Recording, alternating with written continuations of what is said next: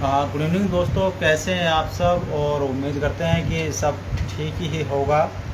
और बात करते हैं, जैसे कि आप इसका टाइटल आज देख रहे हो मेरे फेसबुक लाइव का, कि जेई में अच्छा स्कोर करने वाले स्टूडेंट 75% क्राइटेरिया में फेल हो गए हैं और वे आईआईटी एनआईटी का सपना जो उनका है वो टूट चुका है। सीबीएसई ने इस साल जब से क्लास 12 का रिजल्ट जारी किया था, रिजल्ट आने के बाद ही बहुत सारे विवाद सामने आए हैं। और उसके बाद जब विवाद ज़्यादा बढ़ा तो सीबीएसई ने जल्द ही स्कैंड कॉपी के लिए मार्क्स वेरिफिकेशन वाला ऑप्शन और साथ ही साथ री इवैल्यूएशन के लिए जो पोर्टल है वो जारी कर दिया। और 19 मई से उन्होंने ऑनलाइन एप्लीकेशन शुरू कर दिए। लेकिन पोर्टल में बहुत सारी खामी आई, टेक्निकल इश्यूज आए, कुछ छात्र अप्लाई नहीं कर सके, कुछ छात्रों की फ़ीस जो एक्सेस डिडक्शन हो गया, कुछ की फ़ीस कम जमा हुई है। और इस टेक्निकल फॉल्ट की वजह से कुछ छात्र तो अप्लाई ही नहीं कर सके। अब हालांकि आईआईटी मद्रास की एक टीम शिक्षा मंत्री धर्मेंद्र प्रधान के डायरेक्शन के बाद दिल्ली हेडक्वार्टर सीबीएसई के पहुंच चुकी है और वो पता लगाएगी कि रिवोल्यूशन के पोर्टल में किस लेवल पे क्या खामी है जो छात्रों को इतनी सारी परेशानियों का सामना करना पड़ा। और बात यदि करें सीबीएसई की, कि सीबीएसई भी कोई नया बोर्ड नहीं है, वो हर वर्ष करोड़ों कॉपियाँ जांचता है और टेक्निकल इश्यूज आ सकते हैं क्योंकि मशीनरी का काम है, तो टेक्निकल फॉल्ट तो किसी के साथ कहीं भी कभी भी हो सकता है, वो कोई इशू नहीं है।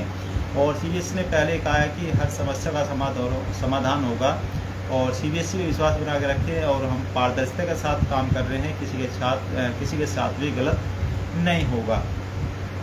अब बात करते हैं कि जेई में जो स्टूडेंट अच्छा स्कोर कर चुके हैं, लेकिन आईआईटी या जेई के लिए एक मिनिमम क्राइटेरिया होता है कि प्रत्येक उस कैंडिडेट को जो आईआईटी या जेई में एडमिशन लेना चाहता है उसके मिनिमम 75% मार्क्स होने चाहिए। तो बात करते हैं इसमें कैसे।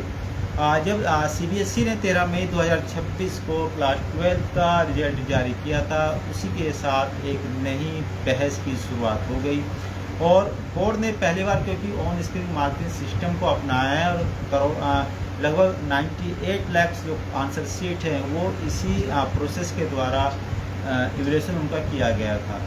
और टेक्निकल फॉल्ट ये रहा है कि कुछ कॉपियां जो छात्रों को मिली हैं वो ब्लेम कर रहे हैं कि हमारी हैंड राइटिंग नहीं है, जैसे कि एक कॉपी वायरल हो रही है फिजिक्स के कैंडिडेट की और वो कह रहा है कि ये कॉपी हमारी नहीं है, ये मेरी हैंड राइटिंग नहीं है। और साथ ही साथ कुछ कॉपियाँ जो छात्रों को इशूज कराई गई हैं सीबीएसई के द्वारा, वे कॉपियाँ इतनी ब्लर हैं कि उनको पढ़ पाना मुश्किल है।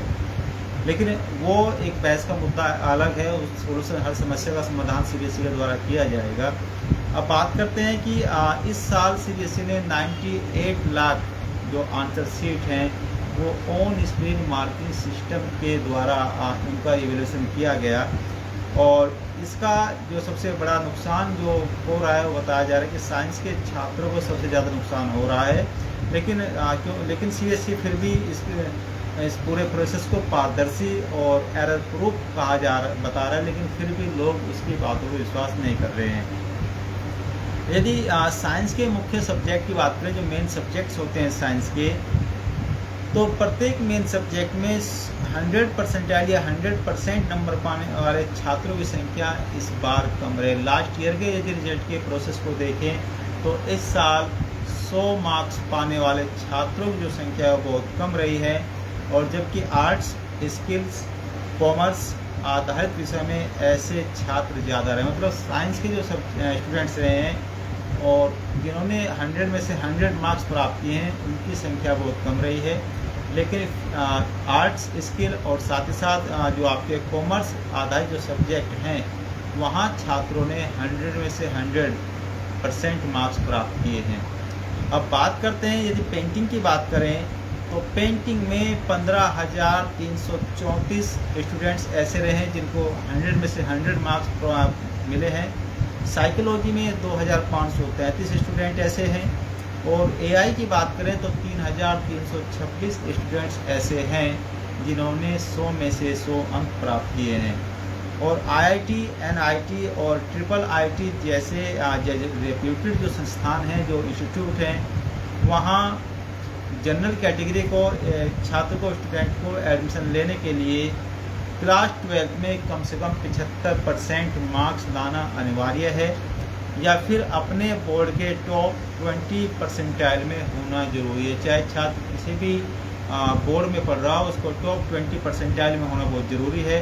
लेकिन इस बार जो सीबीएसई का ऑन स्क्रीन मार्किंग सिस्टम था, उसमें बहुत सारे टेक्निकल इशूज, टेक्निकल फॉल्ट आए हैं, जिसके कारण छात्र बड़ी संख्या में 75% क्राइटेरिया या 20% जो परसेंटाइल है उसमें अपनी एंट्री नहीं करा सके।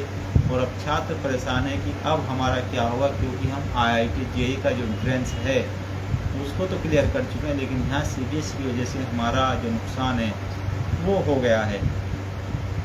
और सबसे बड़ी परेशानी की बात यह, हैरानी की बात यह है कि कुछ छात्रों ने तो आईआईटी जेईई का भी जो मेन है, जैसे जो डिफ़िकल्ट जो एग्ज़ाम है उसको पास कर लिया और वहाँ पे 80 से 99 परसेंटाइल हासिल किया है। लेकिन बोर्ड परीक्षा में उनके जो मार्क्स हैं वो 75% से कम रह गए। हालांकि बोर्ड ने कहा है कि सभी छात्रों की समस्या का समाधान होगा और ये जो पूरा प्रोसेस है वो एरर प्रूफ और बिल्कुल ट्रांसपेरेंट है, किसी छात्र को परेशान होने की ज़रूरत नहीं है। और उन्होंने हालांकि 19 मई को पोर्टल लॉन्च किया था रिवोल्यूशन के लिए। उसके बाद जब टेक्निकल इश्यूज छात्रों के सामने आए तो फिर उन्होंने उसको 23 मई किया। 23 मई के बाद भी जब छात्रों की शिकायत पहुंची तो उसको फिर 24 मई कर दिया। और अब 24 मई के बाद आज 25 मई 2026 के रात 12 बजे तक भी छात्र ऑनलाइन अप्लाई कर सकते हैं अपनी स्कैन कॉपी को प्राप्त करने के लिए। लेकिन सीबीएसई कह रहा है कि ये जो प्रोसेस है पूरा ट्रांसपेरेंट है, एरर प्रूफ है। बोर्ड पर विश्वास बनाए रखें, क्योंकि बोर्ड जो है 1929 में इसकी स्थापना की गई थी और उसको पहले board of education high school and intermediate education of Rajputana के नाम से जाना जाता है। तो उतना पुराना बोर्ड है तो छात्रों के साथ अन्याय तो नहीं होने देगा, किसी भी छात्र का नुकसान नहीं होगा। लेकिन फिर भी बोर्ड पर विश्वास बनाए रखें और जल्द ही सभी समस्याओं का समाधान सीबीएसई के द्वारा किया जाएगा। और इसी के साथ धन्यवाद।